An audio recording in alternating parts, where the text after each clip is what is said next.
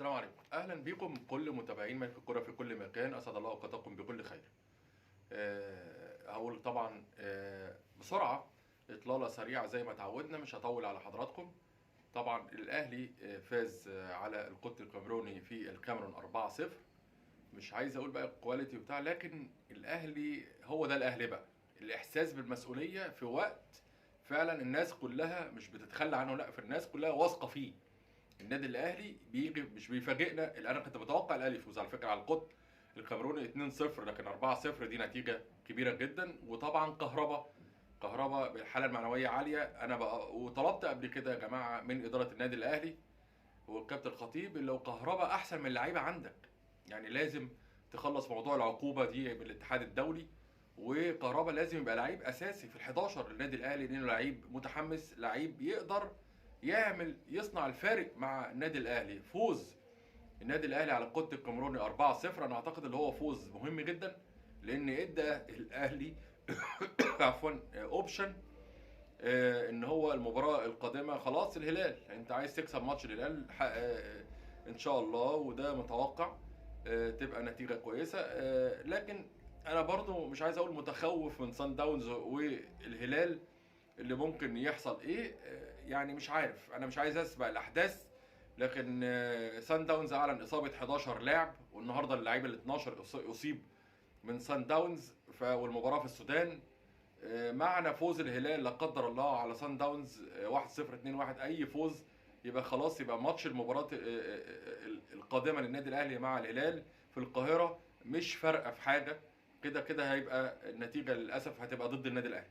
طيب هو سان داونز والهلال السوداني في السودان، لو المباراه انتهت بالتعادل طبعا لصالح النادي الاهلي، لان هتبقى المواجهه بينهم الاهلي والهلال. هو الاهلي هيخدم نفسه بعد النتيجه دي. لو فاز 2-0 خلاص الاهلي وصل تاني مجموعه مع سان داونز الجنوب افريقيا. طيب بالنسبه للزمالك بقى، بالنسبه للزمالك طبعا كالعاده، يعني مش عايز اقول اللي جاب دونجا يتحاسب او يتحاكم، لان انتوا كلكم عارفين الامير مرتضى منصور هو الحاكم بامره، هو اللي بيعمل كل التعاقدات وبيعمل كل حاجه في النادي، فبالتالي هو يتحمل مسؤوليه دونجا، عمر جابر، سامسون، كينولا. اللعيبه دي يا جماعه دي تلعب زمالك؟ يعني معقوله اللعيبه دي تلعب زمالك؟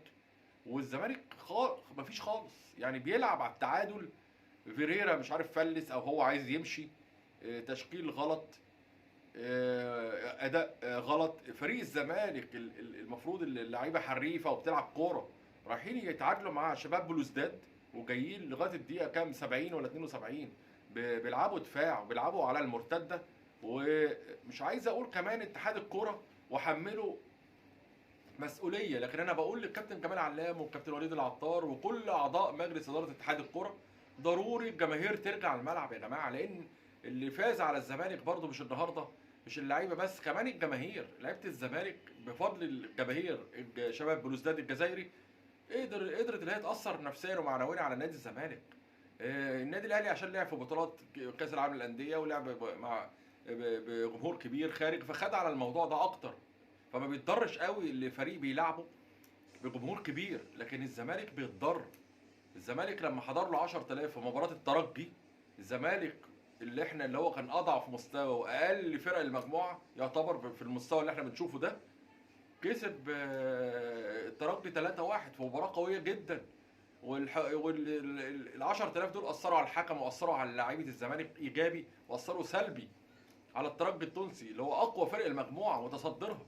فيا جماعه انا بناشد اتحاد الكوره يرجع يدرس حكايه الجمهور، على الاقل 10000، مش عايز اقول 20، على الاقل 10 15000 متفرج في كل مباراه في الدوري، والامن يشتغل ويبقى فيه سيطره، وكل الاشتراطات بتاعه الامن اللي قالوا عليها او اشتراطات النيابه العامه، يعني ما اعرفش مين اللي قال الاشتراطات دي، موجوده. سواء فلان او علان او اللي يهمني المحصله اللي ده موجود، كل الكاميرات والاشتراطات الامنيه كلها موجوده في الملاعب. اتمنى ان ده يحصل، ولازم اتحاد الكره يشوف حل للموضوع ده وزياده عدد المتفرجين في المباريات، لان الكره للجمهور زي ما بقول لكم. وكده الزمالك شكرا كده خلاص خرج من البطوله النهائيه، مفيش اي ليه امل. المباراه الاخيره مع المريخ في القاهره دي تحصيل حاصل، مش هتفرق كتير، الا لو فاز هياخد بس مكافاه اعلى من الاتحاد الافريقي. هو ده اللي انا كنت عايز اقوله، وبعد كده ان شاء الله نترقب او نلتقي في بطولات قادمه، خاصه البريمير ليج ان شاء الله، ليفربول ومحمد صلاح. اشوفكم في اطلاله جديده ومعلومات وكواليس مع ملك الكوره. سلام.